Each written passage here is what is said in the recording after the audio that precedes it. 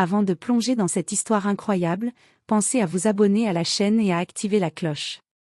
Ici, chaque récit a quelque chose à dire, et vous ne voudrez pas en manquer un seul. Le soleil californien était à son zénith, brillant avec une intensité qui faisait scintiller les vitres des manoirs de Beverly Hills. Les rues étaient bordées de palmiers majestueux, leurs ombres ondulant doucement sur l'asphalte chaud. Sur l'une de ces avenues prestigieuses, une Ferrari rouge éclatante trônait fièrement dans l'allée d'un manoir immense.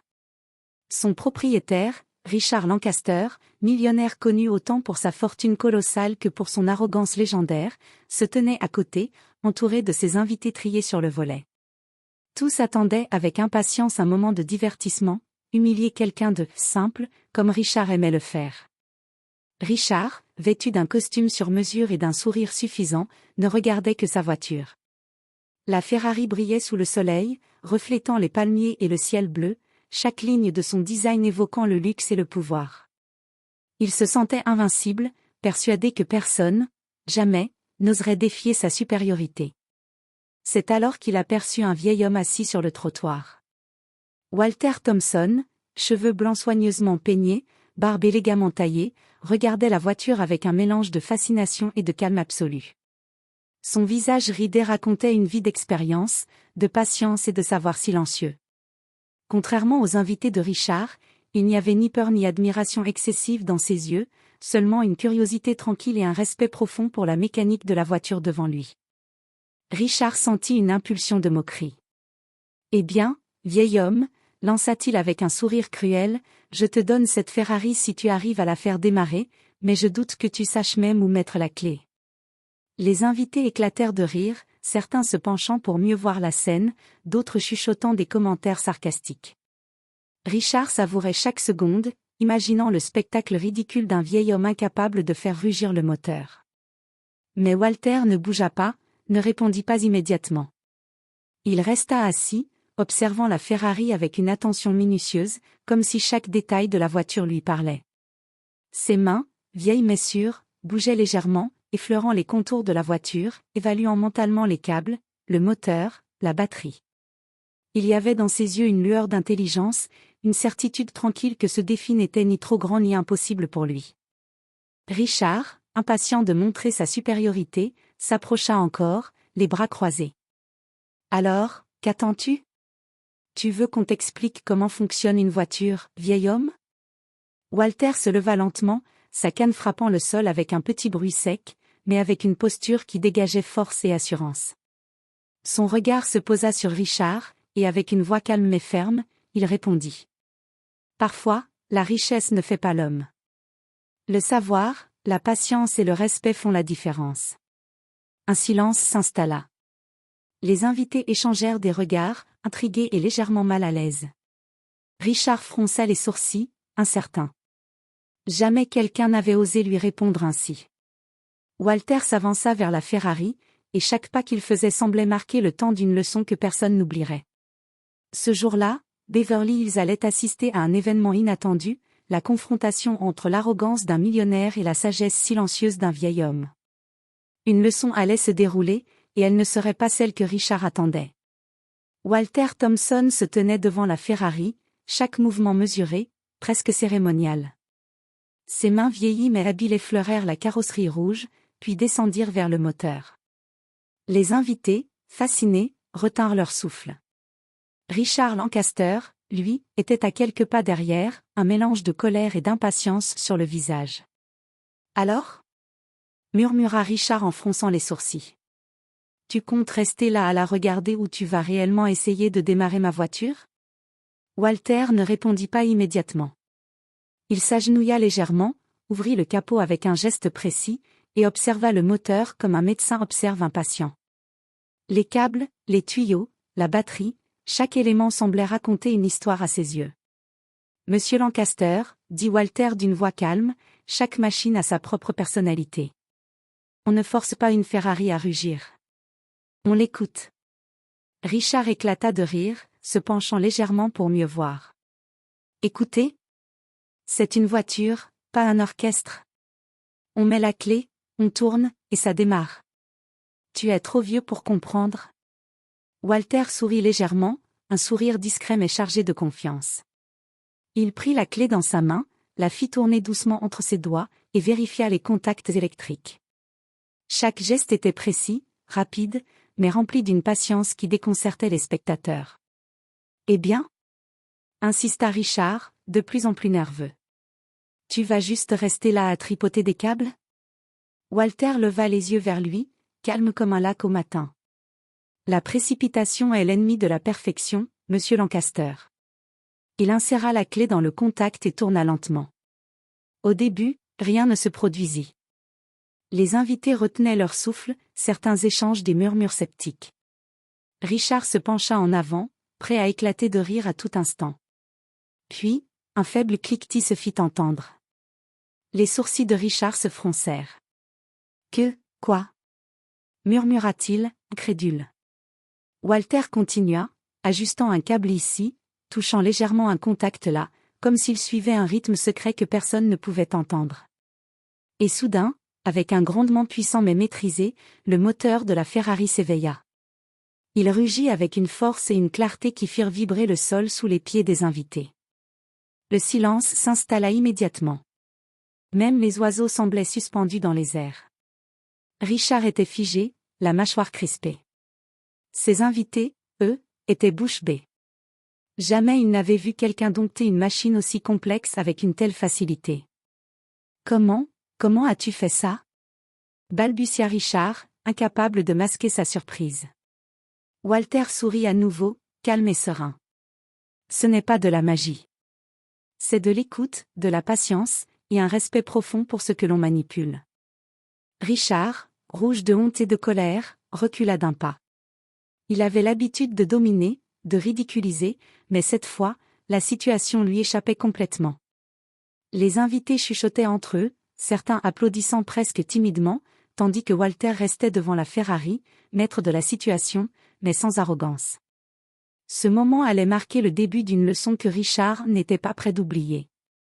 Le vieil homme avait gagné le premier round, et la suite promettait d'être encore plus surprenante. Le rugissement du moteur de la Ferrari s'éteignit doucement, laissant derrière lui un silence chargé de tension. Walter Thompson se redressa lentement, ses yeux brillant d'une confiance tranquille. Richard Lancaster, lui, était rouge de colère et d'incrédulité. Il serra les poings et avança vers le vieil homme. « Très bien, siffla Richard entre ses dents. « Tu as démarré la voiture, par chance. Mais maintenant, voyons si tu peux réellement la maîtriser. » Walter posa ses mains sur le capot, calmement, et répondit. « La chance n'a rien à voir avec cela. Comprendre ce que l'on touche, c'est ce qui fait la différence. » Richard, arrogant, fit un pas en avant pour reprendre le contrôle, ignorant totalement l'expérience du vieil homme. Il tourna la clé pour démarrer le moteur de la Ferrari à sa façon, et rien. Le moteur resta silencieux. « Quoi ?» s'exclama Richard, déconcerté. « Impossible. » Walter le regarda avec un léger sourire. Certaines machines ne réagissent qu'à ceux qui les respectent. La précipitation et l'arrogance, elles ne les aiment pas. Les invités échangèrent des regards stupéfaits. Personne n'avait jamais vu Richard Lancaster ainsi, complètement désarmé devant quelqu'un. Walter s'agenouilla de nouveau, observant attentivement le moteur et les câbles. Il prit un petit tournevis de sa poche, ajusta quelques connexions avec précision et murmura quelque chose que personne n'entendit. Puis, avec un geste fluide, il tourna la clé encore une fois.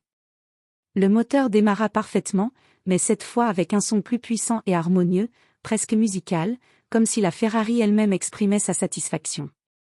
Richard, abasourdi, recula d'un pas, incapable de cacher sa honte. Ses invités, eux, commençaient à applaudir doucement, certains même avec un sourire émerveillé. « Comment, est-ce possible ?» murmura Richard, la voix tremblante. Walter se redressa, et d'une voix ferme mais douce, il répondit. « Monsieur Lancaster, la force brute et la richesse ne suffisent pas pour dompter ce qui est complexe. Il faut écouter, comprendre et respecter. » Richard sentit une chaleur lui monter au visage. Jamais dans sa vie il n'avait été ainsi humilié, et par un homme qu'il avait jugé faible et insignifiant. Son orgueil venait de recevoir un coup qu'il ne s'attendait pas à encaisser. Walter sourit légèrement, comme s'il savourait intérieurement la leçon qu'il venait de donner. Il n'avait pas pris la Ferrari, il n'avait pas cherché la gloire. Il avait simplement démontré que la patience et le savoir valaient plus que l'arrogance et la richesse. Les invités chuchotaient entre eux, certains commençaient à comprendre que la véritable maîtrise ne venait pas de l'argent, mais de la connaissance et du respect. Et Richard, pour la première fois, se sentait impuissant, face à un vieil homme simple mais infiniment plus sage que lui. Richard Lancaster, toujours rouge de colère, tenta de reprendre son arrogance habituelle. Il s'avança vers la Ferrari, prêt à démontrer que sa richesse et son pouvoir pouvaient tout contrôler. « Très bien, vieil homme, » grogna-t-il. « Tu as eu de la chance jusqu'ici. Voyons si tu peux faire démarrer la voiture maintenant, si c'est vraiment toi qui sais. » Walter se contenta de sourire, calme et confiant. Il posa ses mains sur le volant et regarda Richard droit dans les yeux. « Monsieur Lancaster, certaines leçons ne se donnent pas seulement par la parole. Elles se montrent. » Avant que Richard ne puisse réagir, Walter actionna un petit bouton caché sous le tableau de bord. La Ferrari émit un léger cliquetis, puis refusa obstinément de démarrer pour Richard. Chaque tentative du millionnaire se solda par un silence frustrant. « Quoi ?» hurla Richard, frappant la clé contre le volant. « C'est impossible. » Walter se redressa lentement, chaque mouvement empreint de calme et de maîtrise. Il se tourna vers les invités, qui étaient maintenant complètement captivés. « Voyez-vous, le respect attire la réussite. L'arrogance, en revanche, attire l'échec. » Richard regarda autour de lui, incapable de cacher sa honte. Ses invités chuchotaient, certains riaient discrètement, d'autres applaudissaient la maîtrise de Walter. Pour la première fois, le millionnaire n'était pas celui qui dominait la scène. Walter, toujours serein, s'assit au volant, tourna la clé, et le moteur de la Ferrari rugit à nouveau, puissant et parfait. Mais cette fois, il ne le fit que pour lui-même, démontrant sa compétence et son contrôle. Cette voiture, dit-il calmement, ne répond pas à la peur, à la colère ou à la vanité. Elle répond à la patience, au savoir et au respect. Richard, humilié, recula lentement. Son visage exprimait la colère, l'incrédulité et un sentiment nouveau, la honte. Jamais il n'avait été dépassé de cette manière, et encore moins par un vieil homme qu'il avait cru faible et insignifiant. Les invités, eux, étaient fascinés. Ils venaient de voir une leçon rare et précieuse. La véritable maîtrise ne dépend pas de l'argent, mais de la connaissance, de la patience et du respect. Et Walter, silencieusement, venait de l'incarner. Le vieil homme posa ses mains sur le volant, ses yeux brillants de sagesse. Il avait non seulement démarré la Ferrari, mais il avait inversé le pouvoir. Le millionnaire arrogant, autrefois dominateur, n'était plus qu'un spectateur impuissant de la démonstration d'intelligence et de calme de Walter. Le soleil commençait à décliner, projetant des ombres longues sur l'allée de Beverly Hills. La Ferrari rouge, brillante et parfaite, trônait au centre de l'attention, tandis que Richard Lancaster, humilié et furieux, restait figé, incapable de reprendre son arrogance. Walter Thompson, calme et maître de la situation, posa ses mains sur le volant et tourna la clé une dernière fois. Le moteur ronronna avec une harmonie parfaite. Il sortit de la voiture et se tourna vers Richard, ses yeux brillants de sagesse et de sérénité. « Monsieur Lancaster, dit-il d'une voix ferme mais douce, la richesse est éphémère.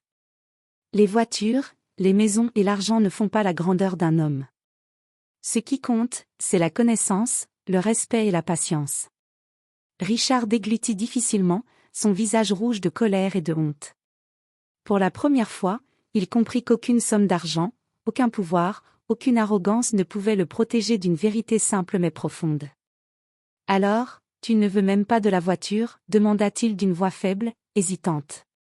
Walter sourit, mais pas avec vanité. « Non. Cette Ferrari ne m'appartient pas. Elle ne m'a jamais appartenu. Elle n'était qu'un moyen de vous montrer, et à tous ceux qui observent, qu'il y a quelque chose de plus précieux que l'argent, le savoir et la patience. » Les invités, touchés et impressionnés, commencèrent à murmurer des applaudissements discrets. Certains se rapprochèrent de Walter, cherchant à comprendre le secret de sa maîtrise. Richard, lui, resta immobile, incapable de parler. Il venait de subir une humiliation rare, il avait été surpassé par un homme qu'il avait jugé faible et insignifiant. Walter s'éloigna doucement, sa canne frappant le sol avec assurance. Il laissa derrière lui un Richard Lancaster complètement désarmé et une foule d'invités fascinés, conscients qu'il venait de voir une leçon unique. Richard baissa la tête, réalisant que sa richesse ne pouvait jamais remplacer la valeur de la connaissance et du respect. Ce jour-là, Beverly Hills avait assisté à un retournement inattendu, un vieil homme simple avait montré à un millionnaire arrogant que le véritable pouvoir réside dans la sagesse et l'humilité. Et tandis que Walter disparaissait dans la lumière déclinante du soleil, un sentiment d'admiration et de réflexion silencieuse s'installa parmi tous ceux présents. La Ferrari, magnifique et intacte, avait servi à délivrer une leçon bien plus précieuse que la richesse elle-même.